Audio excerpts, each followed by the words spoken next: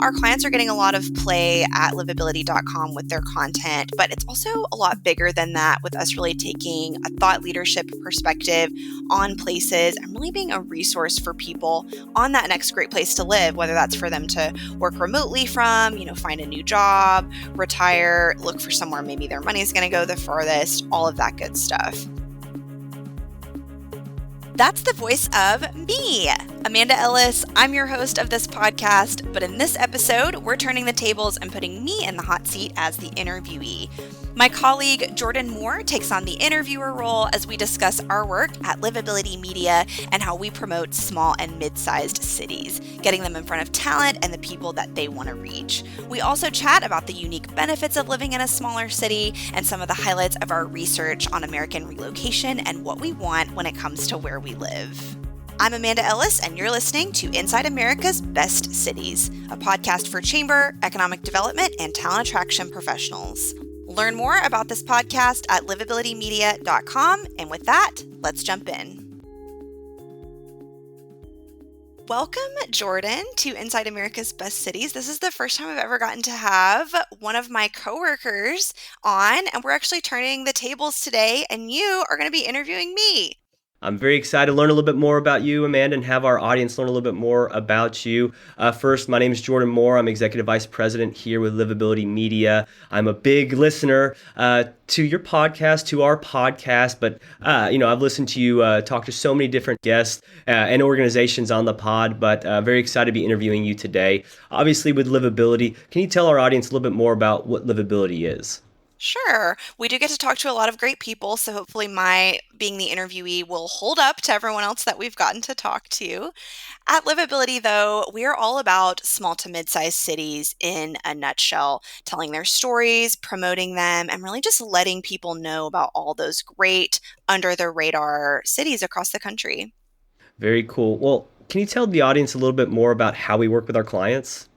So typically we're going to be working with chambers or EDOs in communities across the country on content marketing that's really specific to talent attraction. So we do that through both print as well as digital platforms. So our print publications, we're doing all the heavy lifting, and you're getting a newsstand quality product that really has all the most up-to-date information, all of the best stories that you really love about your community, and the things that you would really want to push out to maybe someone who doesn't live there yet, people who want to get more information, all of that good stuff. And that also has digital tie-in via our livability.com site, which is really one of the most unique things about working with us.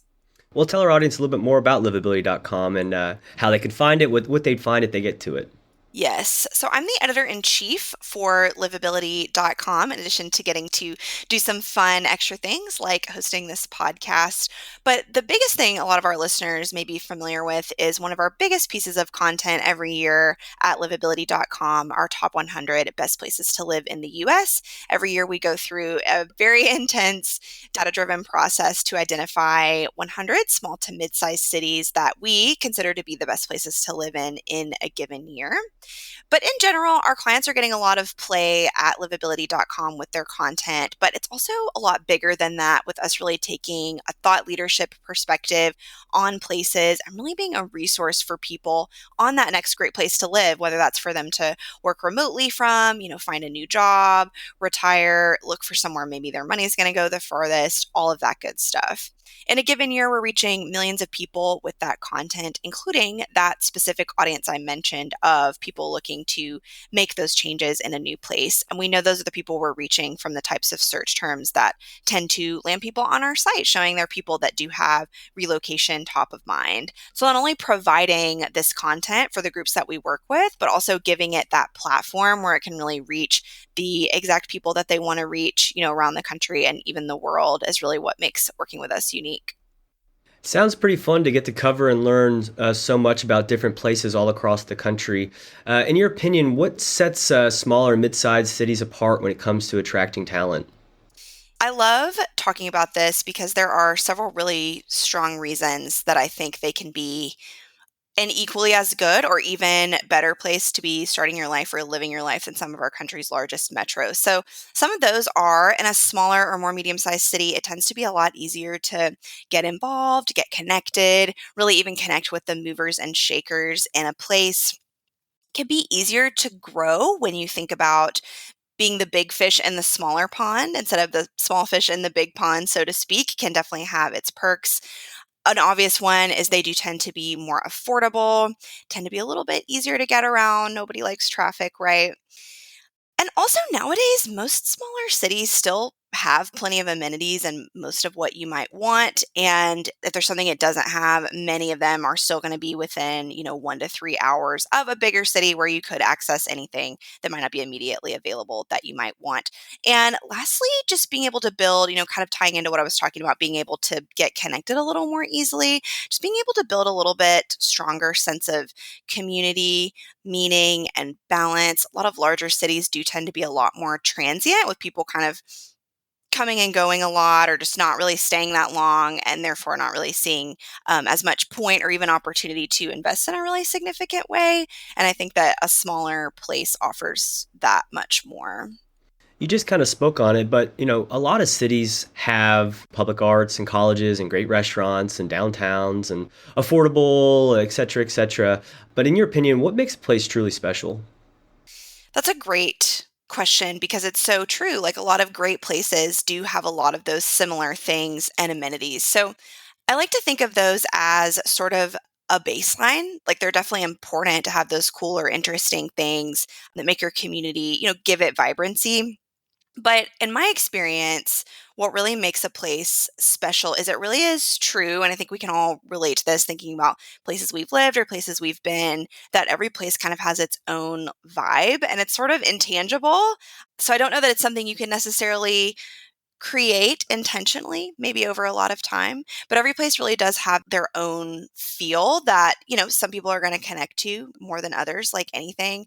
But I think that is a big one. And I also think it's just, in a way, our own experiences that really connect us with a place. And if you think about your own experiences, that's what makes places special to you, right? It's the memories you have there, the experiences you have there, how you felt, kind of going back to that vibe factor. So you can't always necessarily like force that or create it intentionally, but I think that's a really big piece of it and also ties into, it's also what you're able to put into a place that can make it special to you. Going back to more of an ability to do that in some of our smaller cities. So those are a few things that I think, set places apart, even though in a way, a lot of them do have similar amenities and similar cool factors. Couldn't agree more, and especially getting those stories out so people know about them and feeling that, so that other people can come experience that uniqueness about a place.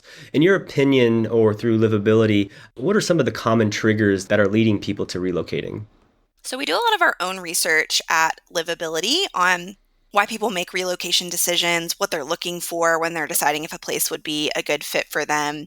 And the most common triggers for relocation that we've seen over some years of different iterations of this research, things that you would probably guess: work related reasons, school related reasons, family. So I always joke with that one that it is trying to get closer to family. I guess depending on how you feel about your family, maybe you want to get far away. But making those decisions to be closer, trying to save money in a new location potentially. We talked about the affordability differences between some of our larger metros. And one that is a little bit apart from those that I do think we all still relate to, just being able to get a fresh start. We do see a good portion of moves are related to just wanting to try something different, try something new, get something fresh. So when they're deciding where they should go, what are some of the top priorities, for that audience, and what are some of the things they're looking for in a place to call home?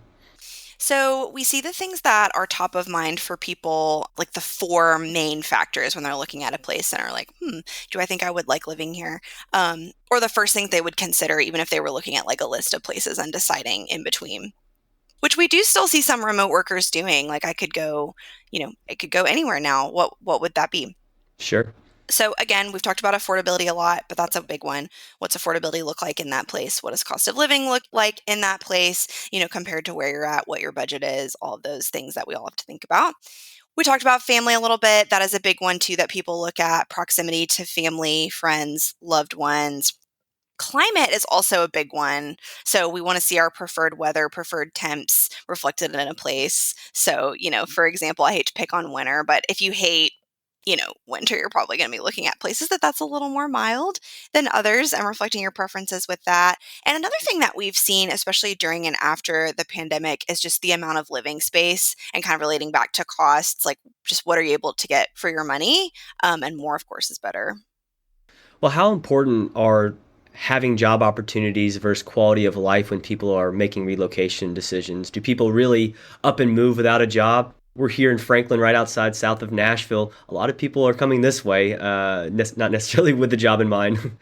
Yeah, well, a lot of people are coming to Tennessee in general. We've definitely been a hot spot for some of those migration patterns. But ultimately, I don't think most people are up and moving without a job, but both factors are really important, right? Your career opportunity and what you're doing there to make sure you can establish.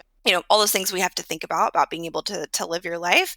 But quality of life is also very important. So most people do have that practical concern of their job or income, but at the same time, if you think about yourself, you wouldn't upset your whole life and make a move to somewhere that you didn't think you were going to like, right?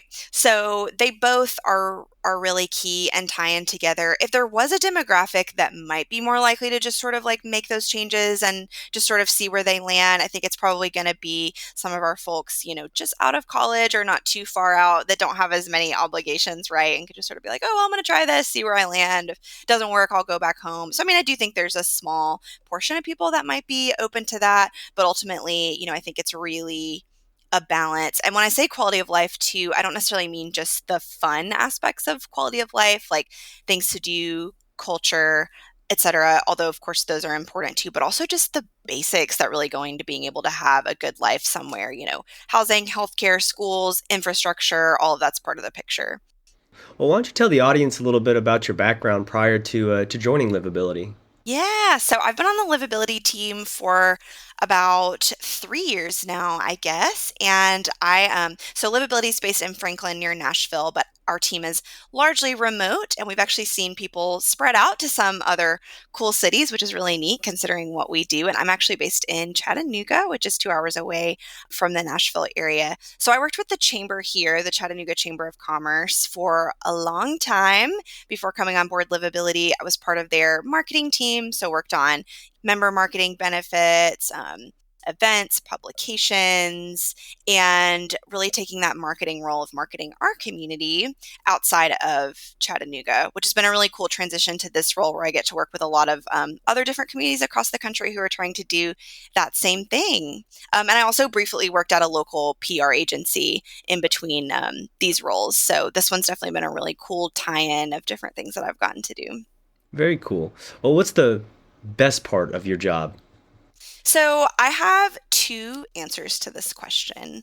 The first part is just getting to really, well, we don't get to visit all of the places that we get to write about, but some of them we do, and getting to really experience some of the, again, those neat places that aren't always at the top of people's radar, but really have a lot to offer. Being able to see firsthand what that is and see how passionate the people in those places are about their place and being able to help them, communicate that out to the world is really cool.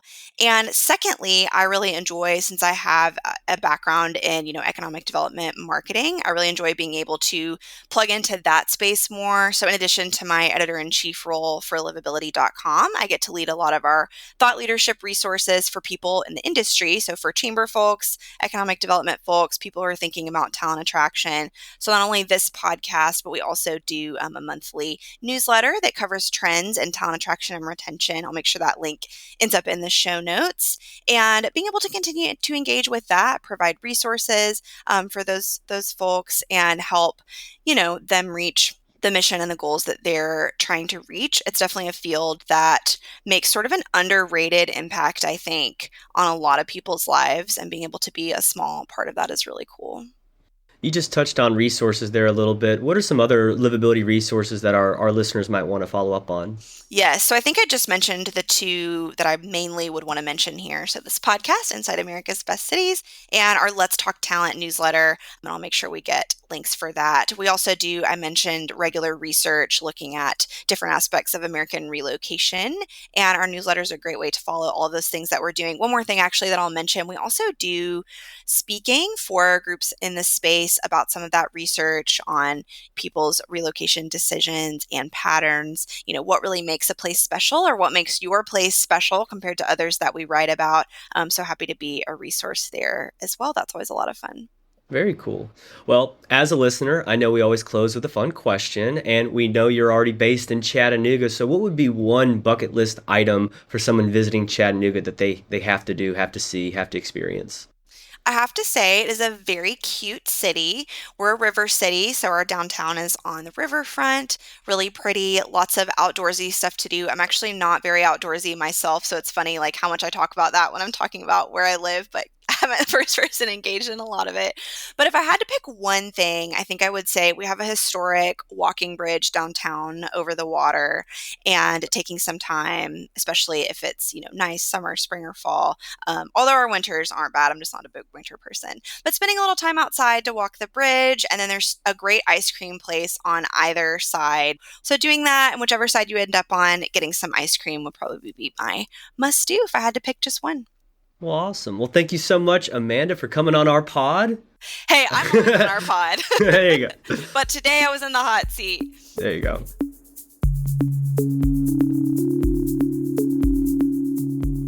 Thanks for listening to the Livability Podcast, where we take you inside America's best cities. At Livability, we highlight the unsung awesomeness of small and mid-sized cities across the country. We also partner with communities to reach their target companies and potential residents through digital content and print magazine programs. If you enjoyed this episode, please follow, rate, and review this show wherever you listen to podcasts. You can also learn more about us at livabilitymedia.com. Have an idea for an upcoming episode? Email me at aellis@livability.com. Until next time, from Livability, I'm Amanda Ellis, sharing the stories of America's most promising places.